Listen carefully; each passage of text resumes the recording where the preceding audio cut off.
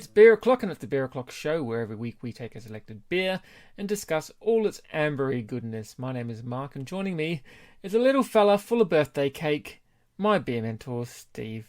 Hello, Steve. Hi, Mark. How you doing? I'm doing all right. Happy birthday, mate.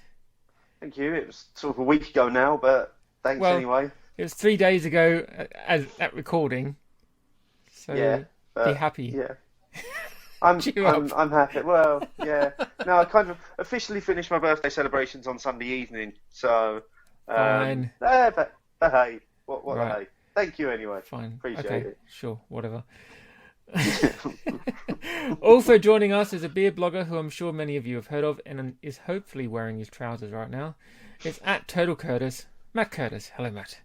Hello, Mark. How are you? I'm very well. How are you? Yeah, great. And happy birthday, Steve. I had no idea it was your birthday this weekend because I Thank was you. on the lash. You were indeed on the lash. So, yeah, happy birthday, mate. Thanks a lot. Appreciate it. We've got a lovely beer to look forward to tonight, but we'll get to that in just a little bit. Before we get going, Steve, on Mark. my show notes here it says topical debate. Yeah, I don't know why I've called it that. Most people would have seen this by now. I was going to do this whole thing of announcing the winner of our most recent poll, and then I had this grand scheme to make everybody that wanted to know who won listen to the show, but then foolishly published the results 5 minutes before we started recording. So in what is now no longer topical debate, and I think the choice of many people. The winner of our top 10 Pale Ale poll was Beavertown Gamma Ray. Yay! Yes, I imagine Matt's one of those that voted for it, one of the many that Team voted Gamma. for it. Yes. I was really good, and I only voted for it once. Yeah, there were a lot of people saying they were going to vote over and over again because they had found a way around it, and I was like, I'm pretty sure you haven't found a way around it on that website. We searched long and hard for a site that would allow us a bit more security, but in the end, I think it was a bit of a runaway by about 40 or 50 votes. Gamma Ray took the title, Magic Rock High Wire in second, and Brewdog Dead Pony Club in third. So very close between those two, but Gamma Ray the clear winner on this one. I don't think I voted for either of those. I can't remember what I That's voted fine, for. Everybody's allowed their own opinion, and that's the great thing about these polls. I didn't vote for Gamma Ray out of just to be difficult. Just because you thought your one vote might be the one that decided the outcome. Because somewhere I know it would pain some craft wanker somewhere for me not voting Probably for me. Gamma Ray. Yeah. Did you vote for Landlord instead? Oh, no, I don't think I did. I think I'm a bit craftier than that. I can't remember what was on the poll now. If you did a poll of classic bitters and pale ales, Landlord would it'd be a tough one to beat. It is a fantastic beer, but I wouldn't compare an old style English bitter to New World pale ales. I think they're different styles. It's like comparing a Californian Sauvignon Blanc to a French Zinfandel wine analogy. It's very different. I think I voted for the Colonel Pale and Thornbridge Kipling. Oh, and Citra. I voted for Citra. It's interesting what Matt was saying there, actually, because I'm in a bit of a quandary at the moment, because we've got a couple more of these to do. We've definitely got a Porter's one coming up next, and then I'm going to be doing a Stouts one as well, and then I've got this category in my mind that's kind of everything else, which is a really tough one, and currently within that category, I've got bitters, summer stroke golden beer, ruby stroke dark beer, milds, traditional supermarket fare, and I just don't know whether it's right to put all of those into the same category. It's a tough one. What about sours as well? You know, we're doing a sour tonight. There's a lot of British brewers making sour beer now. A lot of Berliner Weiss.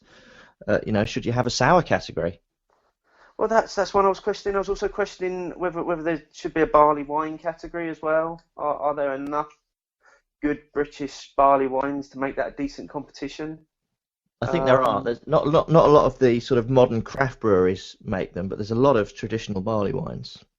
Gold label. It's a classic.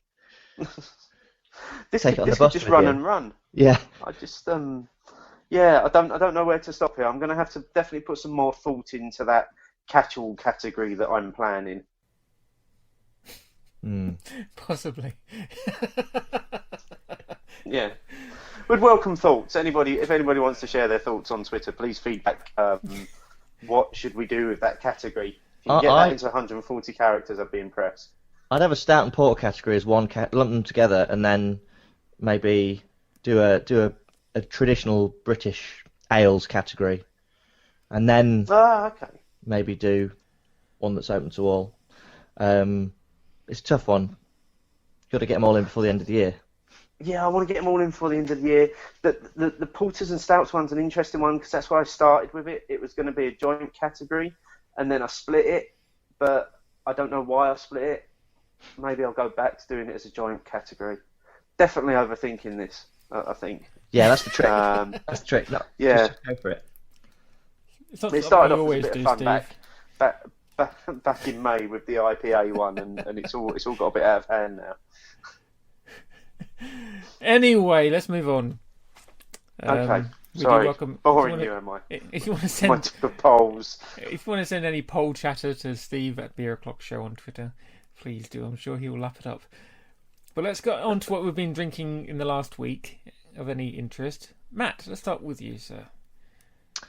Well, I've had some fantastic beers just this weekend. I mean, on Saturday I went to Swansea Day at the Colonel Brewery. For those that don't know what Swansea Day is, Cantillon Brewery, the Lambic Brewery in Brussels, once a year produce a one-off, never to be made again, limited edition beer.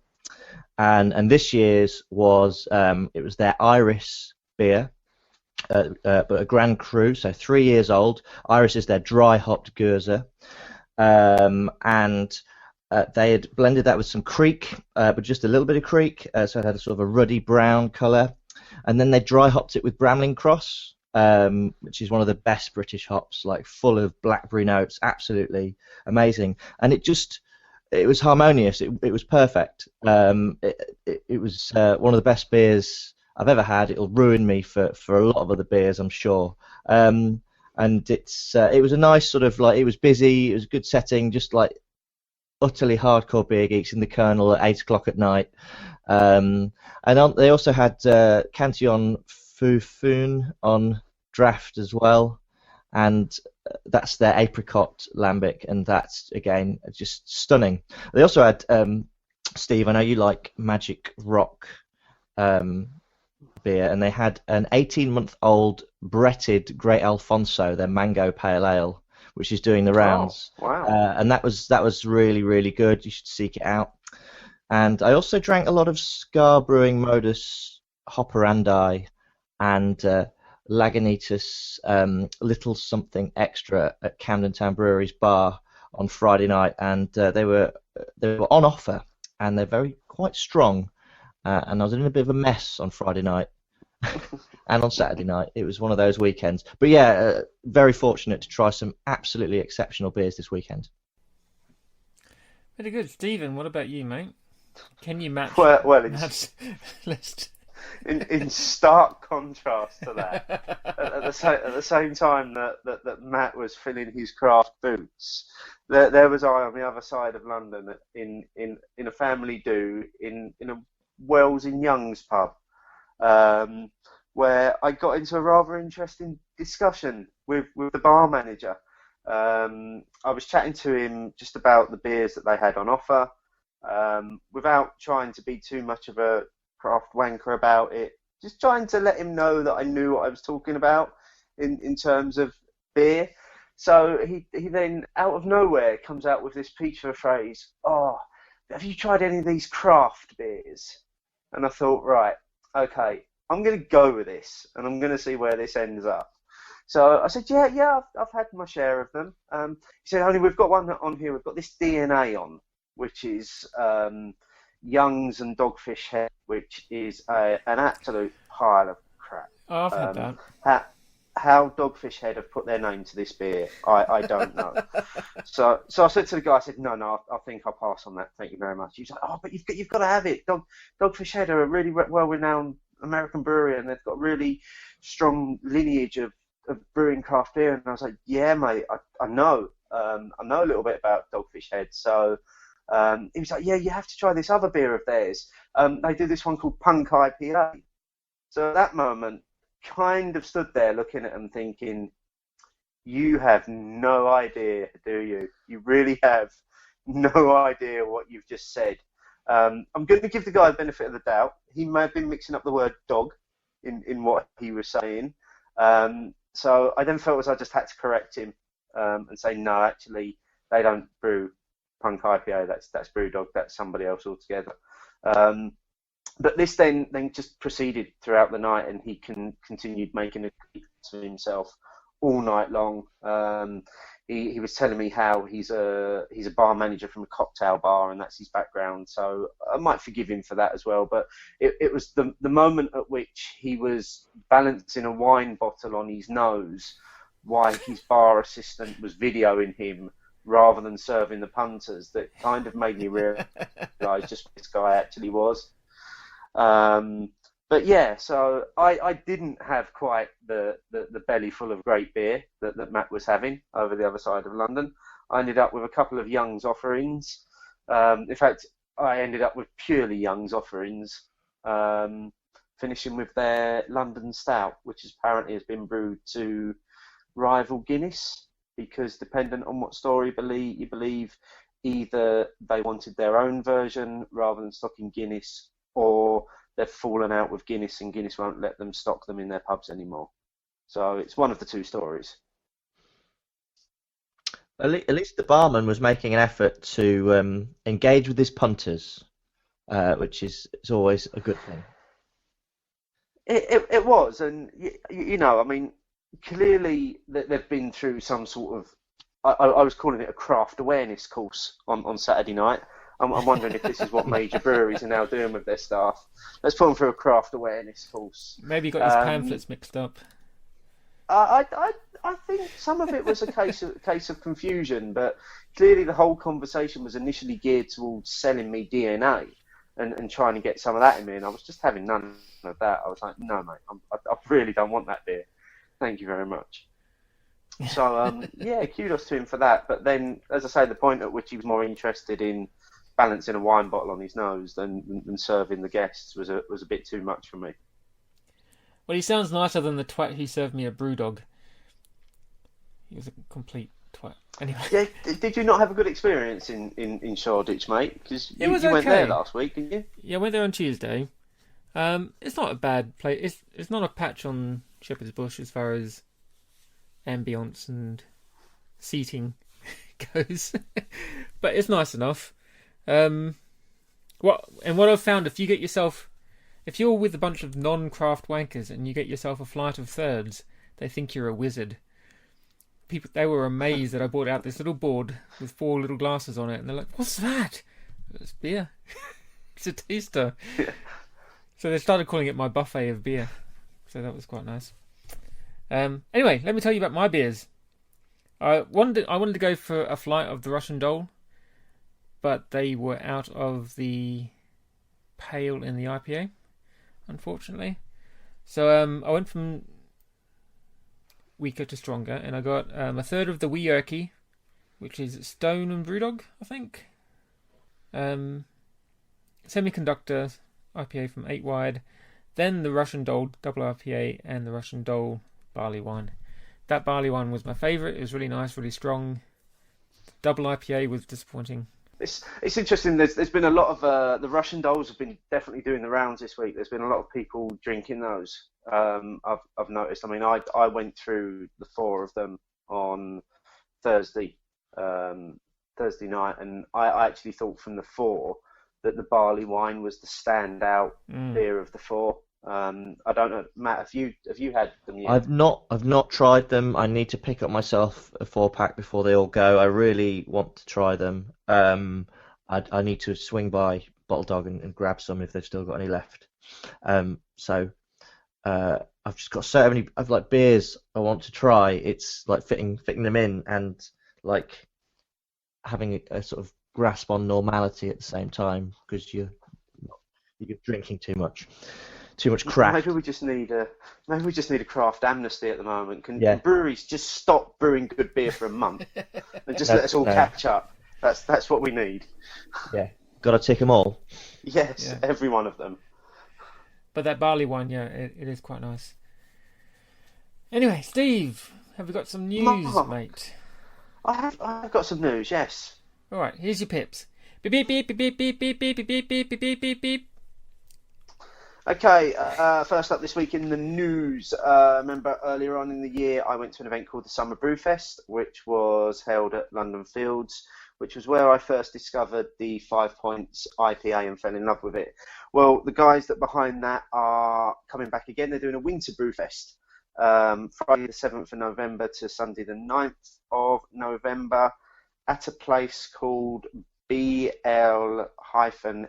I have no idea where that is. Is that supposed to be Blink, do you think? Or perhaps blank, with it having a blank in the middle. That would make more sense, possibly. Yes. Just a guess. Yeah. So it's at this place. Anyway, more information about that. There doesn't seem to be a website about it at the moment. Tickets are available from tickettailor.com. They're fairly reasonably priced at, I think, 20 quid per session. And for that, I think you get a few beers thrown in. But if you want all the lowdown on that, best bet is to follow them on Twitter. I think they're still using the @SummerBrewFest handle on Twitter, or they may have changed it now to @WinterBrewFest. So one of those, not being really helpful. I'll put the correct link in this week's show notes so you can click straight to where you go. Next up, this one's a few weeks out of date, but there was so much news last week, I had to squeeze this one out. Pilsner Urquell have got a new tankovna in London. That's the one that we drank from, Mark, when we went to the food thing in the park in London. I'm not doing well with my memory tonight. It was a food thing in a park. Taste of London in Regent's Park. That's it. Yeah, that's now been. You can now get Pilsner Urquell from the tank at Draft House Seething Lane, which is the one near Tower Hill Station. I've been there, and it's tasting fantastic. Yeah, they refill the tanks once a week. A van comes in from Pilsen and fills them up. But yeah, I went down, and it's brilliant. It's quite a nice setup as well, isn't it? Aren't the tanks sort of over the door? So They are over the door. You're actually walking under. It took me half an hour to realise where they were until someone pointed at them and said, "There they are." I was like, "Oh." But yeah, it's a great pub as well. The Draft House. I like the Draft House pubs, so it's worth a visit because they have other great beers on. They had all the Lervig stuff on draft as well when I went to try the Urquell. So yeah, recommended. There you go. A recommendation as well. Also, Cameras published their Good Beer Guide 2015 a couple of weeks ago. Just the headlines from that: there's 10% growth in UK breweries the last 2 years. Britain now has more breweries per head than any other country in the world. 170 new UK breweries feature in the guide. Small independent breweries are becoming increasingly popular, and there are now 1,285 breweries in the UK. Bearing in mind that press release was 2 weeks ago, that's probably gone up again now, I would have thought. So yeah, that's now available should anybody wish to purchase the Good Beer Guide. And then finally, this week's news. Hot on the tails of winning an award last week, Adnams have won another award. This time it was at the inaugural Indy Beer Can Competition, where Ghost Ship was judged as the best independent beer in a can out of a field of 12 finalists.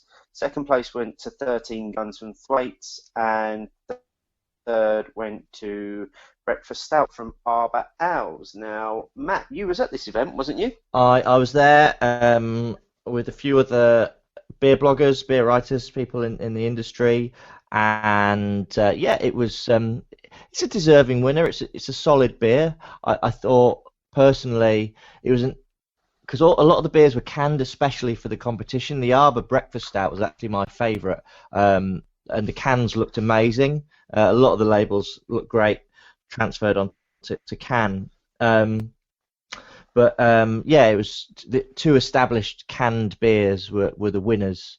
There was some great other beers as well. And although it wasn't in the competition, I'm not sure why exactly, but someone from Beavertown had left a load of cans of Gamma Ray on one of the tables, so that was demolished.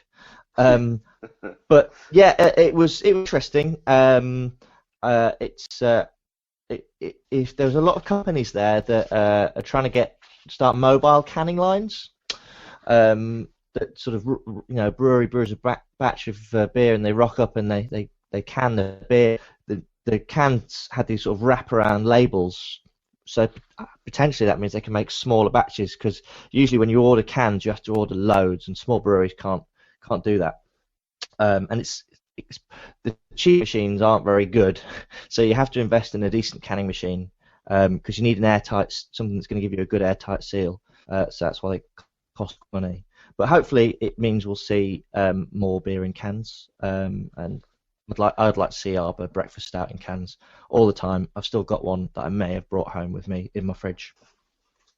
So what was the purpose of the event, Matt? Because I can't really seem to find that in this release that I found. It was an event run by SIBA, I think the Society of Independent Brewers Association. I really should look that up before I try and guess what it is. It's the Independent Brewers Association, and they just champion. They're like they offer the industry what CAMRA is for the consumer. So they organised the competition, got some beer in cans for breweries that wouldn't normally be able to get their beer canned.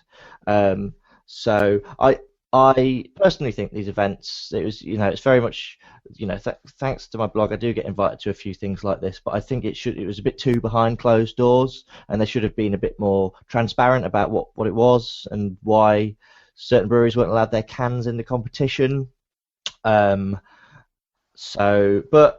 Ultimately, it's anything that sort of like helps dispel the demons that canned beer is bad is good.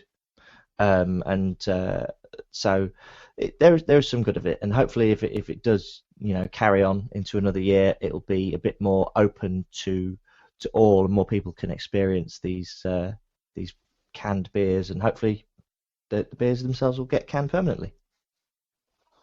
Excellent. So not just news this week, but actually some informed news as well. Anyone would have thought that I would have planned that to have been on this week's show when Matt was on.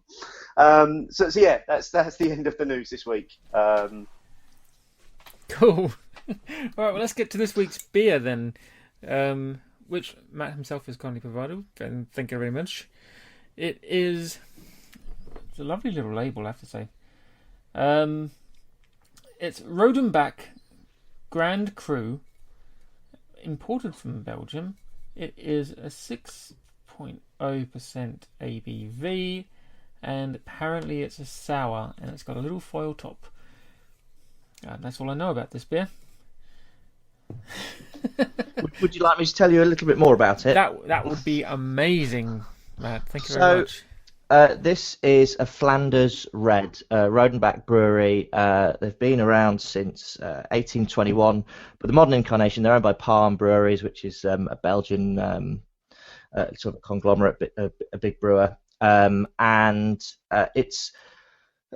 young Rodenbach, which is slightly weaker, it's a sweeter beer. You can actually get it in cans, and that's mostly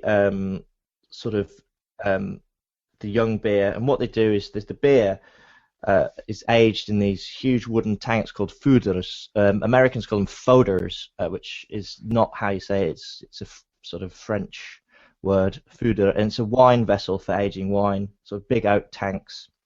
Rodenbach Grand Cru, it's one of my favourite beers. They blend about 2/3 aged beer, sort of 18-month, 2-year-old beer, with 8-month-old young beer. to create the finished beer. And in the tanks, it's soured with lactobacillus, so you get that lactic sourness. It's a little bit sweet. It's a little bit sour. It's not intense. It's really accessible. It's delicious. Delicious with cheese. Delicious with a nice big bit of blue cheese. Any cheese, beer and cheese. Yeah. So it'd be great with like a Belgian stew, a rabbit stew, something like that. I think it's very accessible for someone who's trying to get into sour beer. Not that I started with Cantillon, but this is I'm really interested to see what you think as you've never had it before. Okay. Well, shall we get into it? Yeah. Let's crack it open.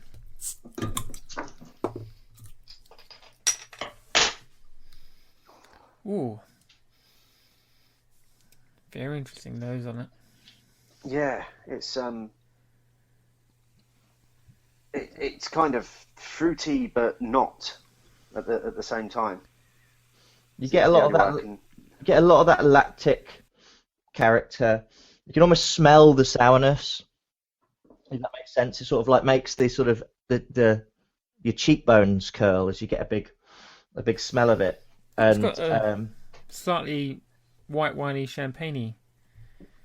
Yes, vinous is a word I would use to describe this beer. It's the perfect word to describe this beer. It's very, very winey. I was going to say vinous, but I didn't know if I was pronouncing it properly. Yeah, I was going to vinous. So it's a very viniousness. And because it's aged in oak, you get a lot of the tannins from that. So you get that tannic bite, and that gives it a dryness.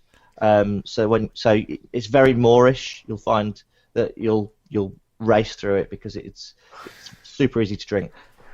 Easy, Matt. Mark will take that as a challenge. Oh yeah, let's go. 1, 2, 3, go. Yeah. Okay, so shall we get into this because the smell is just making me want to dive into it. Yeah, let's go. Let's do it. Cheers. Cheers, everyone. Oh my word, it's like boozy Vimto. It is. It's got that sweetness, but then sort of it leaves this sort of like the tannic quality on your tongue. Yeah. But you've got like red, like juicy, like red. There's no cherries in this, but I get a lot of cherry, like and strawberry. It's almost got the feel of for me. There's some aromas in there that are very reminiscent of red wine. You get a little bit of that on the flavour, but then you get the effervescence and the fizz from it that just brings the fruitiness to it, and as you say, it makes you just want to race through the glass because it's almost like it's lulling you into this false sense of security that there's no alcohol in there, and that you could just drink this. This is really, really very enjoyable. It's practically undetectable, the alcohol, for a 6% beer, which is why it's dangerous. And it's they do as well as the regular Rodenbach and the Grand Cru. They do a few specials. They do a vintage blend every year, and they do a very highly sought after once a year bottling called Caractère Rouge. Excuse my terrible French accent. But it's a much more intense style of beer. This is one of the beers that inspired the sort of sour movement in the USA, because the USA is sour crazy. There's some incredible breweries like Russian River in California, Crooked Stave in Colorado, Cascade Brewing in the Northwest, and New Belgium in Fort Collins, Colorado, and they actually have poached a brewer from Rodenbach, and they call it the Fooder Forest, but it should be the Fooder Forest.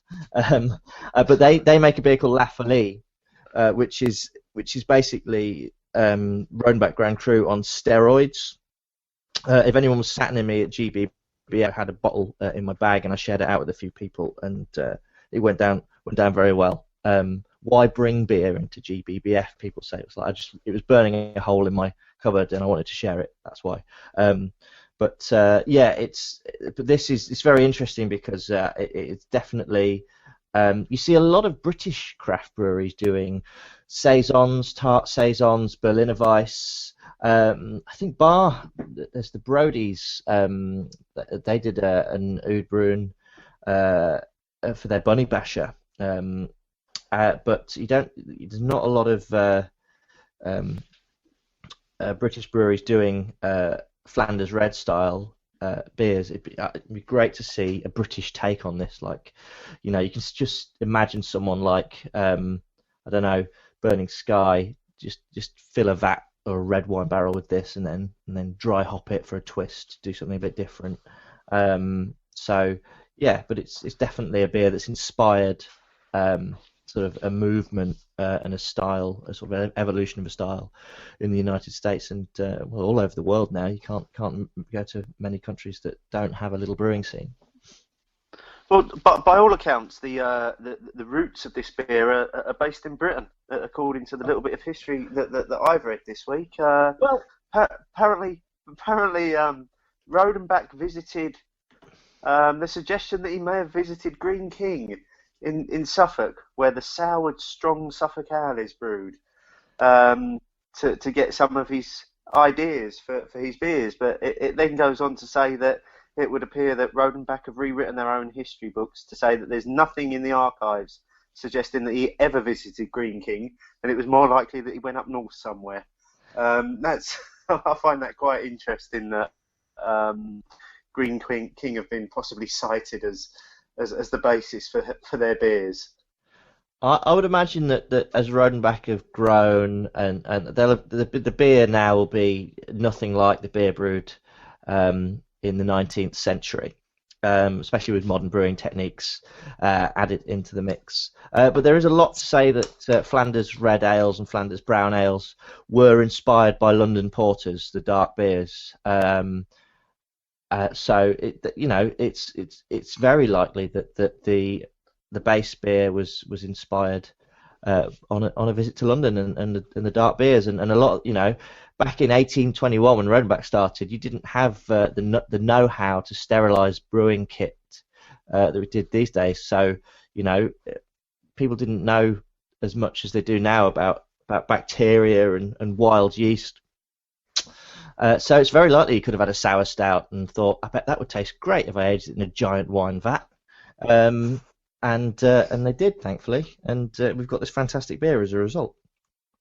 Let's just thank the beer god that Green King IPA wasn't around in those days, because had he happened across that, the whole beer movement could have been a lot different. Green King IPA aged in red wine barrels. Someone's got to do that. Yeah, no, actually, I wouldn't like to see that happen. It'd be a waste of a good wine barrel. Anyway, it's very nice beer. I've almost finished mine.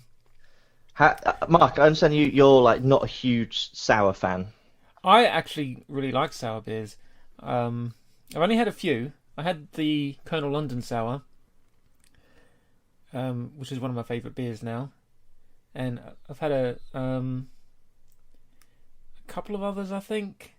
But actually, we had last season we had a saison that was quite sour. Which one was that? You tried Steve? the Magic Rock one as well, didn't you? When we went to the tap takeover, that was a Flanders Red. Did you try that one? Which one was that? Was it Rosalie Rose Hip thing? Oh, I tried that. Yeah, that was. I tried that in Brewdog Shepherd's Bush. Yeah. But I'm still very new to the whole sour beer thing. But I quite like this. It's like, I was just thinking, it's like drinking something that has really dark fruit flavours in it, but there's a salty haziness just hovering around your head as you're drinking it, and like that vinous sourness. Yeah, it's really mouth puckering.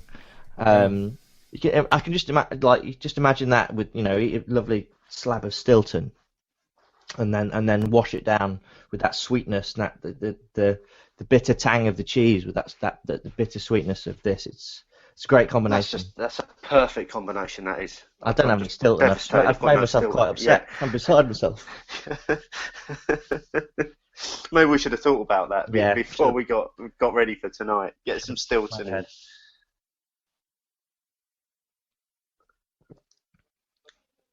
It's a lovely colour as well. It really is. If you have any left and you hold it up to some light, it is like cherry red. It looks brown when it's not quite in the light, but then it's a beautiful colour. How are you doing, Steve?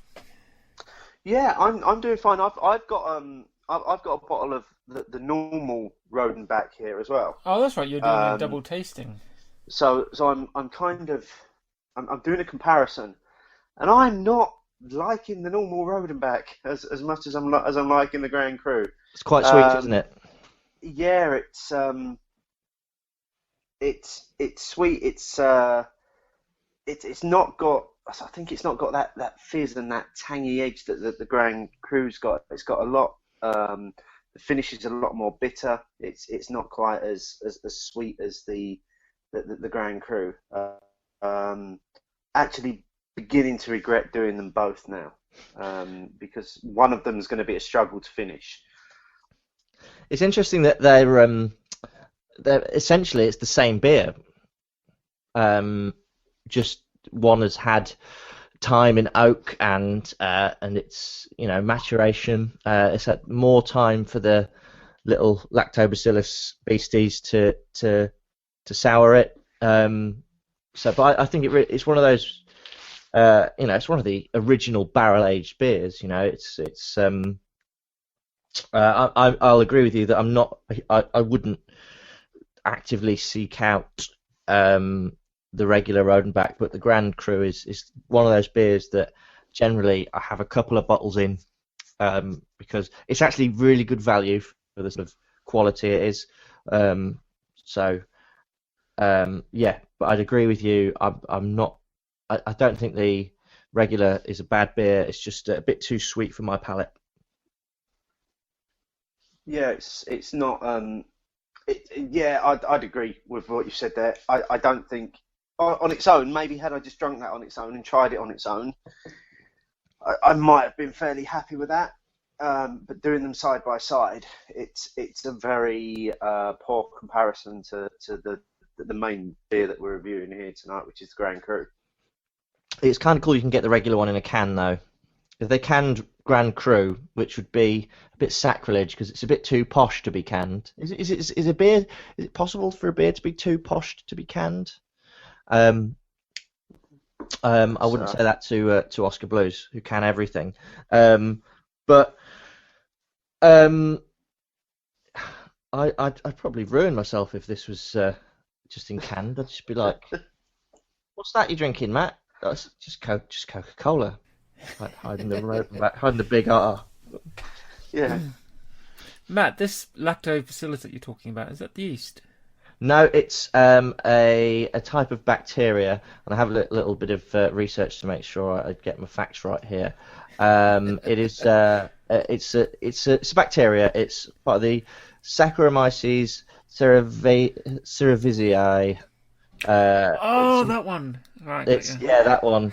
And it creates something. It creates lactic acid. So gotcha.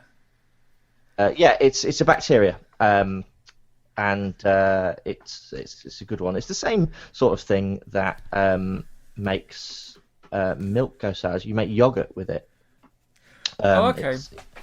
It's that lactic sourness. Right. So, yeah, you're gonna get some. I'm gonna get some tweets like the terrible pronunciation. I'm just go with it. Fine. So, while we're winding down with this beer, why don't you tell us a little bit about your blog? I write a blog called Total Ales. I've been writing it for almost 3 years now. Something I wanted to do for a while, and I started reading a lot of beer blogs, such as Mark Dredge's Pencil and Spoon and Boke and Bailey, sort of about a year before I started writing myself. I used to write a guitar blog which fell by the wayside. But because guitars and music is my other passion. But yeah, it started as a hobby, and basically I used to really annoy my mates when I went craft mental, which I'm sure you know what happens when you go craft mental, because all you can talk about when you're out with your mates is beer, which doesn't change. That's just, once it happens, you've turned, and it was a voice for myself. And the best thing about it was that I started meeting people mostly through Twitter. With similar interests, and now some of my best friends are people I met through the blog, and we go and drink really rare lambic at the weekend, and then end up in cocktail bars drinking gin, neat gin, and watching a man evaporate stuff in a chemistry set. We went to this bar called Bump Caves on Saturday, run by Max Chater, who works for the Draft House Group. It's underneath one of the draft houses, and you should go there because it's great. He pairs beers with spirits. It's very dangerous, and he distills a lot of stuff himself. But anyway, I digress. I was just thinking about the great gin I had. He also does hop distillates. He had a Citra and Waiti. He just distilled hops. It was unbelievable. Anyway, the blog. So yeah, it just sort of went from there. I started getting the odd press release, and getting invited to things, and more people started reading it. And then I'd met this chap, Chris Hall, who's been on the show, a very good friend of mine. He sent me this email last year in November saying we are being commissioned to write a magazine called The 100 Best Breweries, or Bookazine. Do you want to be part of the team? And it took me less than half a second to go, yes, definitely. I didn't care that I'd be working 2 jobs for a couple of months and up all night writing words. It was just like a great opportunity. So that came out in March this year. The print run is sold out. It's still out and about in a few shops like supermarkets, WH Smith's, but we got a tweet from someone at the weekend who found it in a shop in America, so it's got all over the world. We're not quite sure how that happened, and hopefully there'll be more from myself and Chris and Craig Heap and Rory O'Toole, who we're a bit of a team. Plans are afoot there, and I joined the British Guild of Beer Writers. Kicked on from there really, and I'm hosting my first tasting on Thursday. Which will be yesterday, if you're listening to the show now. I will have hosted my first tasting, and I think I'll be quite hungover. And that's at a pub in Highgate, a brilliant little pub called the Duke's Head, which has 10 keg and 10 cask. It's all local stuff, and I'm going to take people through 6 really good beers. The kitchen residency do salt beef bagels, it's the bell and brisket, and fries and pickles. And I'm going to talk a bit like this, but slightly better rehearsed, only slightly, to the throng of people, and hopefully, if I'm still like alive and tweeting on Friday when this comes out, it wasn't a complete disaster. But I'm sure it'll be fantastic, and there'll be more. I've got things on the boil, and I just can't stop writing at the moment. I'll be perfectly honest. I come home from work, and I start writing my blog, and it's a lot of fun, and it's really great that people read it and enjoy it, or sometimes not agree with what I say, but it gets the conversation going. So yeah, hopefully be doing it for a long time to come. Very good, cool. Well, best of luck with your beer tasting. I'm sure it was amazing. Thank you. Steve, have you and we're sorry we couldn't be there. Yeah. That's all right, Steve. Sorry we couldn't accept the invites that you didn't send us. No, Matt did send me an invite. Oh, sorry. Right. Okay. Forgot to mention it. I did have some press passes. I hadn't met you then, Mark. I don't care. So they might. If this is another one, don't you know who I am, mate? There's another one. I'll sort you both. If there's another one, I'll sort you both out. Cool.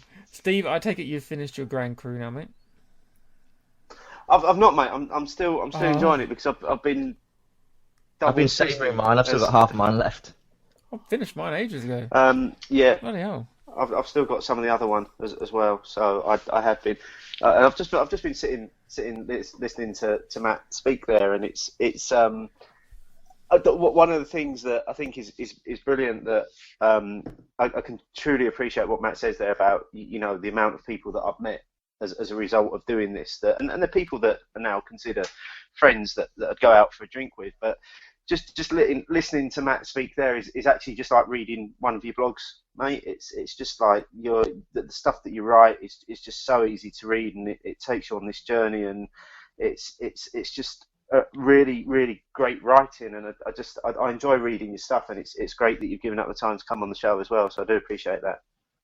Well, yeah, thank you very much on both counts, Steve. I just love writing. I mean, I did a blog recently, Boke and Bailey. Every now and again do this thing called Beery Long Reads, and I actually there was the London Beer City a few weeks ago, and it really encapsulated what I was just saying about meeting people. And I spent a week sort of out, going to events, going to tastings. There was GBBF, there was a London Craft Beer Festival. I ended up rolling it all into one 4,000-word blog post with a few photos I took along the way. It was a bit of a labour of love. I try and edit and proof as well as I can. It's tough when you do it by yourself because there is a fault in Google, I think, that when you press publish, it puts grammar and spelling errors into your blogs. I reckon I need to speak to Google about it because there's definitely a fault with Blogger. But yeah, it's a lot. I don't always write 4,000-word blogs, but I do enjoy it. So it's very nice when someone says that they appreciate it, because it's not why I do it. I do it just for the love of writing and for the love of beer. But it's very nice. So thanks. Right. Okay. Steve, do you have any closing thoughts on this beer? No, it's just really enjoyable. It's like alcoholic fruit juice, like fizzy alcoholic fruit juice. It's a really lovely flavour. It's really difficult to describe what the flavour's like because it's so fizzy, but it's not, because it's like little bubbles, so it's not like big bubbles. But it's a really enjoyable drink. You do get a lot of the fruit flavours in there. You do pick up a little bit of the barrel aging process from it as well. And the finish is it's just a dry, sweet finish that makes you want to jump back in and drink more and more of it.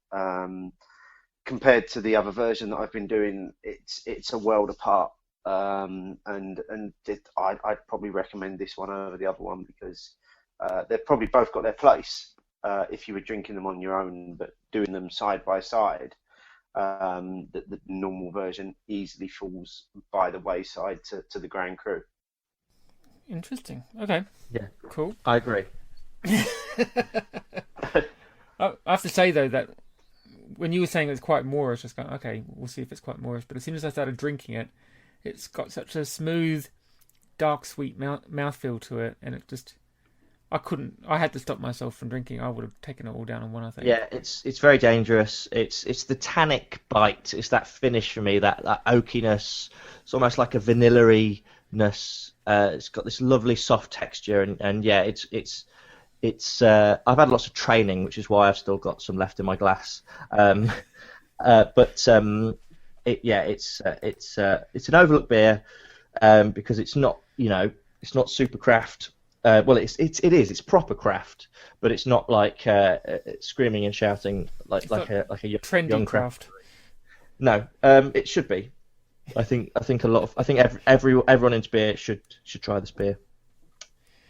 Indeed, agreed. Stephen, Mark, do you have an announcement for this week's Instagram prizeless prize? Yeah, of course I do. I've got some mentions and a winner this week because there's a few things that I just have to mention this week. So, firstly, Plim Sean 101, a really nice picture of last week's beer, My Antonia, that he posted. Probably would have won the prize had it been not outdone by the others that I'm about to mention. Sparky Wright, good old Sparky Wright, for the first person to post an Instagram picture of Human Cannonball, which was released into the wild last week. Then followed by many other pictures of various bottles of Human Cannonball in various poses across Instagram. Justin at 1970s Boy looked like he had fun playing with his Russian dolls at the weekend, not just with the beers, but he was actually playing with the wooden dolls with them as well. So mentions him. So they're this week's mentions. But this week's winner, the priceless prize for the second week in a row, Ian G at Fantastic Film, for a great picture that he posted of what must be a complete set of the Rodenbach beers, because he had the Grand Cru, he had the normal one, he had a can of it as well, and then he had two other bottles which had white labels, which I assume, Matt, are they the more limited edition beers that you're talking about? I'm not actually sure. I'm looking at the photo now. He's used like some sort of tilt shift filter on it, so I can't read the label. He hasn't got the Caractère Rouge. He's probably swigging that from the bottle, laughing. I think Ian. I follow Ian on Instagram. I think his photos are brilliant. I don't know what sort of wizardry he uses, but I always appreciate his photos. Yeah, so he's won. He's basically the title holder at the moment. Since we've been back for season 5, the man cannot be shifted from the top. I need to step up my game. Absolutely, yeah. I mean, that man knows how to post a picture on Instagram. And can I just say, I just got a badge on Untapped for tapping in Grand Cru. Oh, congratulations! Did you get the sour badge? I got the pucker up one. Yeah, it's a good one. Only level 1 though. Got more work ahead of me. Right, Steve, what's our beer for next week, mate? Next week we're going back to Italy. We're doing Birra del Borgo Real. Very good from our friends at... That's as much as I know about it at the moment. Didn't write any more down than the name. But more next week. Watch this space. Yeah, and at the very end of this show is an interview that Steve did a little while ago with Claudia from the Indy Man Beer... It's not festival. Convention. Indy Man Beer Con. Yeah. I believe Matt's going to as well. I'm going on the Saturday, and then I'll be on your pub crawl afterwards. I'm sure it will be completely sensible, and that the trousers will stay firmly attached to the legs. I don't know how that started, by the way. It's kind of taken on a life of its own. Well, unfortunately, I'm not there for the beer crawl. It's a Steve only. You can't even see my legs right now. I've drank the beer. You don't know what's happened. The trousers are off, everyone. We expect to hear many reports of trouserless behaviour from Indy Man and afterwards from that weekend. Matt, what is it? Just out of interest, looking forward to Indy Man. Is there anything in particular that you're particularly looking forward to? Have you been before? Is this your first time? No, I've not had the chance. I couldn't go last year because I was at the Great American Beer Festival, which was at the same weekend. But no, I'm mostly looking forward to hanging out with my mates and having some. It'll be some great beers. And my policy of festivals is I don't make a list. I try to not look what beers are on, and I just turn up and I soak in the atmosphere and just go with it. That's just. Otherwise, it becomes too clinical. And it's very much like my blog. It's all about the experience rather than just a review of a list.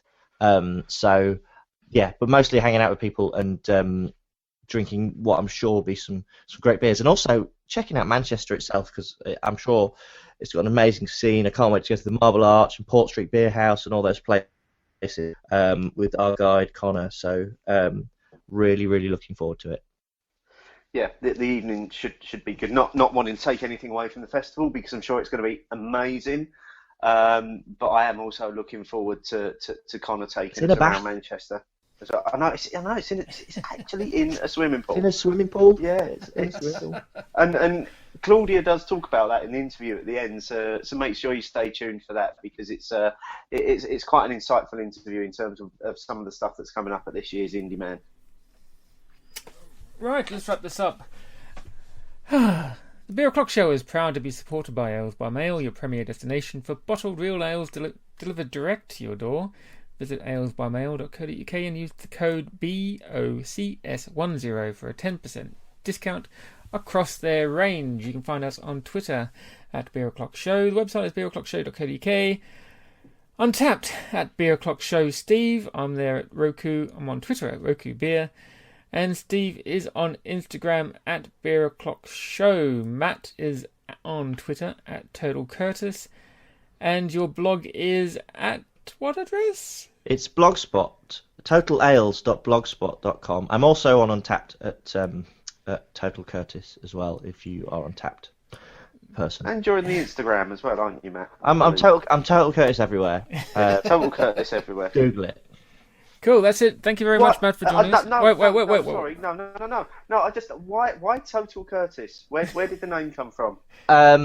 Okay, yeah, this actually came from my days when I was in an indie pop band, and we used to go on tour, and I get a bit hyperactive when I've had a bit to drink sometimes, and play my guitar. So I used to just sort of go off on one, and the bass player Dom always used to say that's Total Curtis, because Curtis is my surname. And then we used to get pints of the local ale, and we'd be drunk. We'd go ales, like it's just like horrible cliquey touring band in jokes. So Total Ales sort of came from that, and the fact that I once went to this ridiculous liquor store in Colorado called Total Beverage, and that kind of sort of like was the final thing when I was going to originally call it the Beer Frog, because there was a photo of me dressed in a frog onesie drinking a bottle of Fuller's beer. That was my original profile picture on Twitter. But no, Diane, my girlfriend, said that was a terrible idea, and then I think she said Total Ales was a terrible idea, and as a concept, as well as a name. But I just went with it.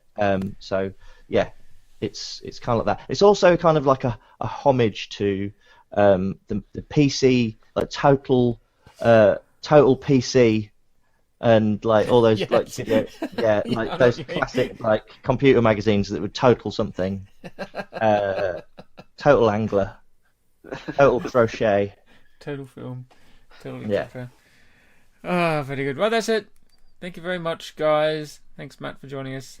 Thanks for having me. Steve, next week.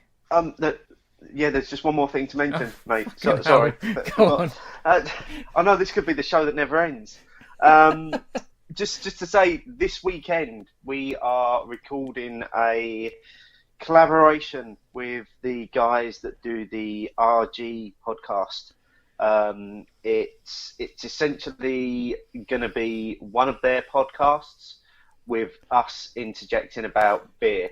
We're recording it in Brewdog Clapham Junction next Saturday, and it should be released into the internet world at some point the following week, I imagine. But it's going to be going out on the RG Productions podcast feed, not ours. But it is a collaboration thing that we're doing with the guys. We're trying to introduce them to craft beer, hence why we've decided to take them to Brewdog. Essentially going to take them up a flight of Brewdog beers and try and get their taste buds accustomed to something better than the normal yellow fizzy piss that they probably drink. So keep an eye out for that. We'll be chatting a bit more about that next week, about Cool. how it went and where you can find it.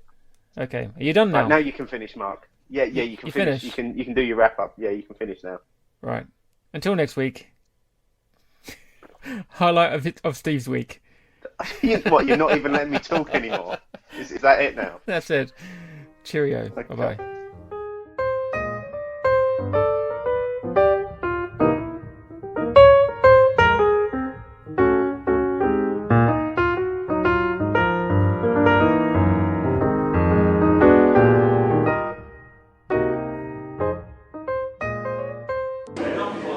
It's Beer O'Clock and welcome to the first of two interviews that are looking at Manchester's Indy Man Beer Convention. For this interview, we're looking forward to the event with Claudia from Indy Man. Welcome to the show, Claudia. Thanks a lot, Steve. It's great to be here. Indy Man Beer Convention coming up in October. I'm very, very excited about attending. It's going to be my first time. The conference bills itself as a one-of-a-kind festival. Tell us about that.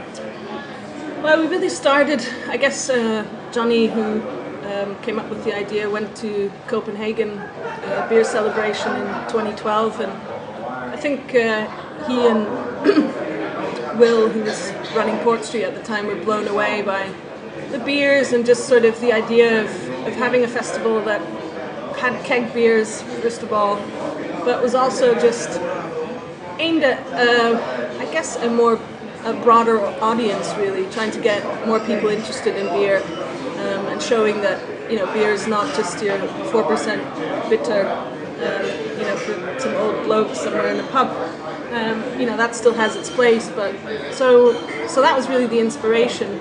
And then coming across this venue in Manchester, the Victoria Baths is an Edwardian bathhouse. It's just a crazy venue in terms of what it looks like, how it feels when it's full of people, and you've got drinks, and there's so many sort of nooks and crannies to explore, that really the venue is a massive part of the feel for the festival, or the convention rather. People keep telling me it. So yeah, that was pretty much the inspiration, and to get some of the newer wave breweries out there.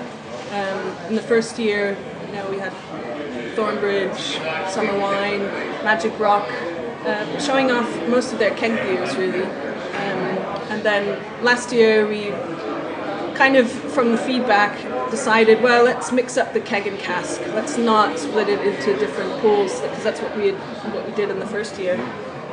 Because it's not really about one format being better than another necessarily. It's just different, and it serves a different purpose. And you know, different beers work better or worse in one format, or the same.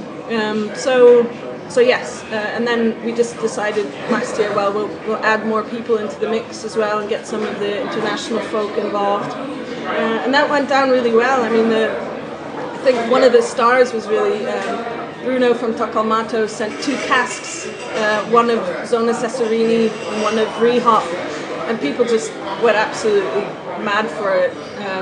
It was just crazy to see that, and just getting the Italians over and sort of exposing them more to the scene was great. And so from that, we're just sort of pushing forward. So this year we're going to have a couple of Americans show up, and yeah, we've been overwhelmed with the support for people, really. Last year we had sold out sessions pretty much the whole way, and so it's I think the scene is growing now. It's sort of spreading out more.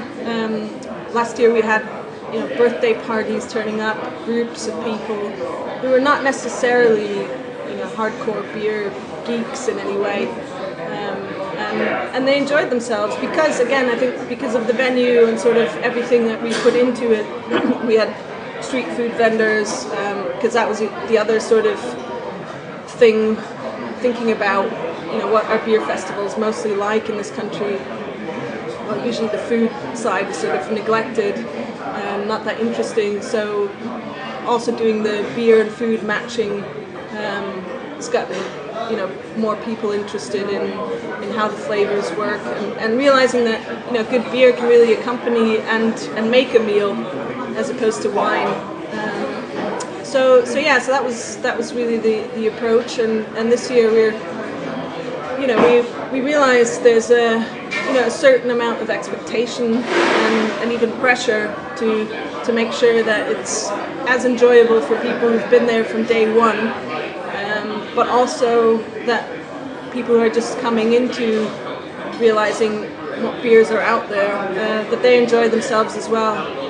So it's really about being quite inclusive, and I think last year was really showing that. And you know, we have a cider bar as well, but I think, you know, these are things that, you know, people think like, oh, maybe for women they won't want to drink beer, but I don't think that's true, actually. I think women are equally interested in these flavors, and certainly on the sour side, that's a way also of introducing people to beer who don't necessarily think about beer as being something they enjoy. So yeah, that's really it. And we've been spoiled for choice in terms of breweries. People are really keen on being involved, which is great. So this year we're doing 15 collaborations. We've done 7 now. So yeah, it's been it's been a lot of fun for me because I like thinking about what else can we brew for the festival, what kind of specials can we provide for people, and hopefully it will be an interesting enough spread for people to explore some different beers, not just the collaborations. Obviously, some breweries will bring some things that they've tucked away as well, which is really great. It's a great way for them to kind of keep some specials back, or maybe they even brewed something last year that they've kept back as well. So yeah. Okay, we'll come on to the beers because I'm keen to talk to you about the collaborations and some of the beers that are going to be available. But I'm really interested in the venue. It's Victoria Baths. It's an old swimming pool. And right. the festival's actually in the pool, yeah. Isn't it? There's obviously no water in there anymore, no. So it's not kind of an underwater festival. Yeah, so but it's from the pictures I've seen, everything's down in what is the old pool. Yeah, so there's one room they've covered the pool over, so you're not actually in the pool, but the other 2, which we've just dubbed room 1 and room 3, you do actually go down into the pool, and the beers are served at the pool level. Yeah. And yeah, that's just a huge part of it. People kind of think, wow, this is this is great. I'm in a swimming pool, or I'm in one of the little changing rooms which are there, and just having great beers and great food, and just getting to see my mates. And so the venue is a huge part of what attracts people. I think the Victoria Baths, they were on the restoration program on the BBC about more than 10 years ago now, 2003, and they won a big chunk of money, but they still need more, and the idea is to just keep working on the building and keep improving it. And I think ultimately they do want to put water back in the pools. I think they did it last year for the 10-year anniversary. They filled one and it didn't leak, so I think they were quite pleased. Always a good sign. Yeah. But there's a lot of work that needs to be done, and it's a popular venue. I think they're booked for weddings every weekend basically, and they do a vintage fair, and they have all sorts of events to try and help support the baths, and that's a sort of a nice side product of the convention as well, because we obviously we want to support the baths and have the venue there and for people to enjoy. So so part of the challenge is also using new spaces within the venue, and for people who've been to it before, this year we're going to try some new events in some of the tucked away places, so it should be exciting. Hopefully it will work. And so let's talk about the beers and what's going to be on offer. You've got 4 partner breweries in Magic Rock, Thornbridge, Summer Wine and Beavertown. That's right. As a partner brewery, what does that mean? What do they bring to the event that maybe all of the other breweries won't be? Yeah, so first of all, they're there for the full 4 days, so a lot of stamina is required on the part of members of the team, because the brewers will be about serving occasionally, but hopefully mostly getting time to interact with people, chatting about the beers, and then they'll bring a load of specials. And just on Wednesday I was at Beavertown brewing one of the collaborations, so that beer will be available. And in fact, I think after the experience of last year when the Otto's Tears, which we did with Thornbridge, we sort of were caught off guard, because first cask people just rinsed through it on the Thursday night, and we were a bit sort of like, oh, we might not have enough of it. Oops. So we're going to make sure that those beers will be available, and in this case, we just it should be still souring away. We're doing a little bit of a sour beer with Beavertown. So yeah, that's one of the things. And in the case of Beavertown, they're sort of like a separate little bath area, which are called the Turkish baths. Last year, Magic Rock were in there. The year before, Brewdog. So that's going to be their little space, and who knows what they're going to do with it. I'm guessing it's going to be quite nicely sort of dressed Beavertown style, and then Magic Rock are in room 3 in one of the pools, and it will be like a circus, I think. So they've promised us some. You've just got me really, really excited. Yeah. So I'm a massive Magic Rock fanboy. It's ridiculous, and just the thought of being able to spend 2 days at a festival pretty much just drinking their beers makes me very, very happy. Yeah. And the idea that they'll be hosting a room as well. Yeah. That sounds just fantastic. Yeah. So that's basically the idea behind the partners. So in some ways it has to be a brewery that can kind of sustain that sort of staffing wise, that sort of an event of being somewhere for 4 days. But yeah, we're really thrilled, and with summer wine we're gonna be brewing a fresh hop English IPA, which I'm really looking forward to doing that. And I've seen the list from some of the breweries of what they're bringing, and it's sort of jumping up and down doesn't even cover it. So there's going to be some absolute smashing beers on. So it's pretty exciting. Yeah. You spoke about that you've done the collaboration with Beavertown. I think you're doing 15 collaborations with breweries specifically for the event. Yeah, Do you want to tell us a little bit about some of those? Sure, absolutely. So we started back in June actually at the Celt Experience, and Tom and I did a little bit of again we did a Berliner Weiss, but he's going to split it up. I think the idea is to have at least sort of one keg that's just straight up what we did, and then fruit the other half. So that should be interesting. And then with Weird Beard, we brewed a dark orange saison, which hopefully will really surprise people. Just sort of looking at a black beer, you're thinking, oh, it's going to be something roasty, and so that was in June. That's where we started, and then we did a bit of a jaunt down to the West Country. Went to Wiper and True, and I convinced the guys to do a goza. So big props to them for they really went all for it, because they just they did a sour mash at home and their homebrew setup basically, and kept it, and it was pretty full on. So it's a goes coming from Wiper and True, which is great. And then we went to Arbor and we brewed. Actually, did sort of a two brew in one, and it's a massive triple IPA with lemon and lime zest. So we went to the market and got fresh lemons and limes and spent a good, I think, 3 or 4 hours zesting, which was I don't think John and Paul want to do that ever again, but and then we headed down to Harbour, and we've done a barley wine with them, and that has been in Jim Beam casks, I believe, since it finished sort of its initial fermentation, and so that will be.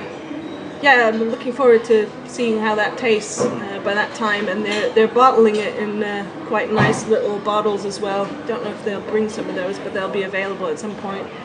That's 1, 2, 3, 4, 5, and then for me personally, sort of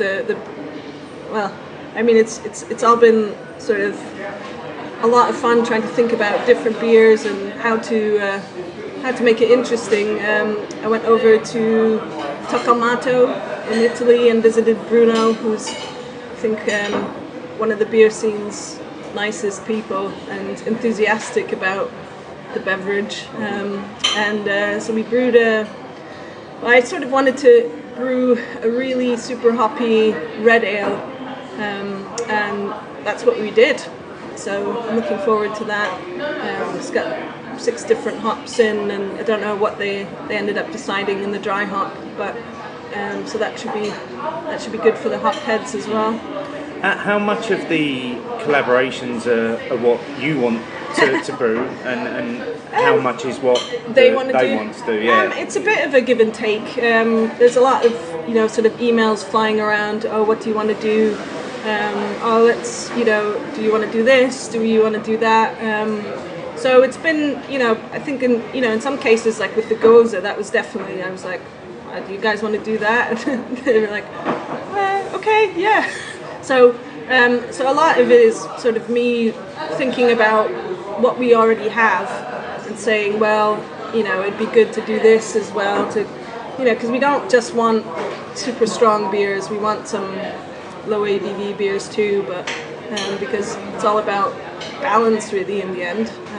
So yeah, it's been a really collaborative process for me anyways. And even if it's just thinking about hops or thinking about yeast or things to mix it up on that end, so it's been really great. But then I'm equally happy, Summer Wine have keen to do this English hopped IPA, and I'm really happy with that because I think it's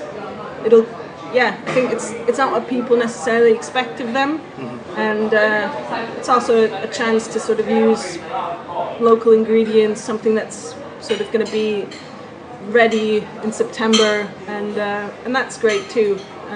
It's nice to tie in some local ingredients and just an approach to where the season is really. So yeah, it's been very collaborative. I've been really lucky. So other than the 4 breweries that are your partner breweries and that are hosting various rooms and bits for you, and the 15 collaboration breweries that we can expect to see, what else is on the cards in terms of the event? So for the first time we're going to have some American breweries. We've already announced Against the Grain, who are from Kentucky. So those guys are bringing some of their beers over. So we're going to do a couple of more sort of pop-up events as well again, and the guys from Beer Moth are going to be hosting some tastings again as well. They did that last year and they went down really well. And so with the breweries that we've not collaborated with but who will be there for 2 days, all of them will have, we'll be launching a new beer. So whatever that is, I mean, it's going to be pretty interesting, I think, for people to try something new and for the breweries to see how a new beer goes down. There are going to be a couple of seminars as well.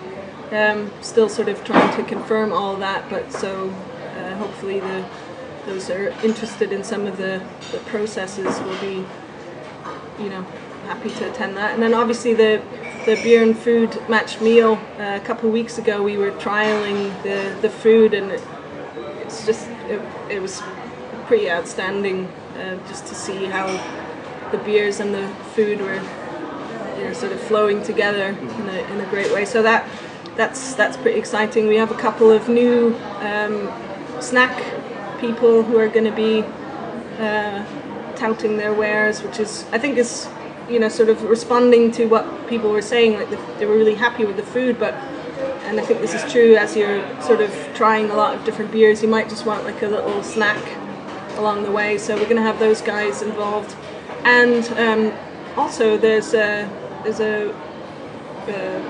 woman in Manchester who does ice creams. She's used beer before, and so she's going to be using some of the partner breweries' beers to make exclusive ice creams, which nice, very nice. Should be, it'll be interesting to see how that works. And I wonder, some people might be starting some beer floats, I guess. Yes. Beer and ice cream floats. So there's a bunch of sort of new things on the horizon on that side. and the guys from Thistley Cross and the Real Cider Company who are manning the cider bar are bringing some special ciders, including one from the US, which is something new. And I think they're bringing some from the continent as well. So that's that will be interesting for people, especially. I think there's quite sort of a tie-in between the sour beers and cider. So as people are maybe trying a cider, they might move into trying some of the sour beers. I think this year is probably going to see a lot of those. I don't know if the saison fad is quite over yet. We're doing a couple. So there are very few tickets left. Where can people find out more and get tickets? So Thursday night we still have tickets, and the Friday day session as well, and on the Sunday too. And just go to our website indymanbeercon.co.uk/tickets, and you can find them there. And I should also say that for people in the trade, they can also email us and get tickets still for the Friday. The day session is meant to be for the trade, not exclusively, but yeah, so they can get in touch via trade@indymanbeercon.co.uk. And yeah, we're looking forward to seeing people. I mean, the demand has been, or the support, I should say, has been so great that we decided we needed the early session on the Friday as well. And to be honest, I mean, having those early sessions is also a good way for us to tweak anything that we notice on Thursday night that didn't work, for example. So it's always great. Each session is really individual, not just beer wise, but just by the mix of people, and so it's definitely worth, if you're in the Manchester area and you want to come on Thursday night, you can, and if you come again on Sunday, there'll be completely different beers, different breweries. So it's still, that's something that we want to make clear, is that it'll be a different taste experience, but also just a different vibe each time. We've got some people doing music, but not sort of full on all the time either. And the Sunday is really sort of the chill out session.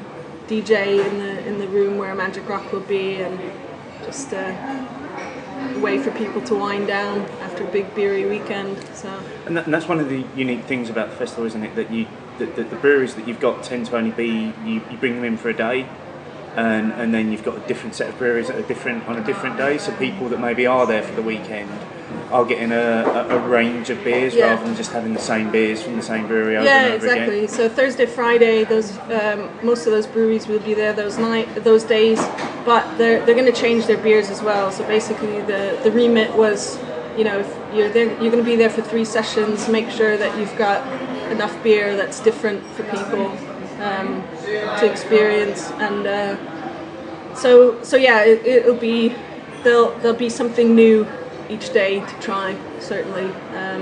So it's going to be a massive amount of beer. Well, I'm certainly looking forward to giving it as good a go as I possibly can to get through as much as possible. Thank you for your time in chatting to us today, and make sure that you check out the second part of this interview, which will be an interview that I'm hoping to do at the event with Johnny, who's the mastermind behind the event. So thank you very much for your time. Oh, thanks a lot, Steve. I look forward to trying beers. Yeah, great.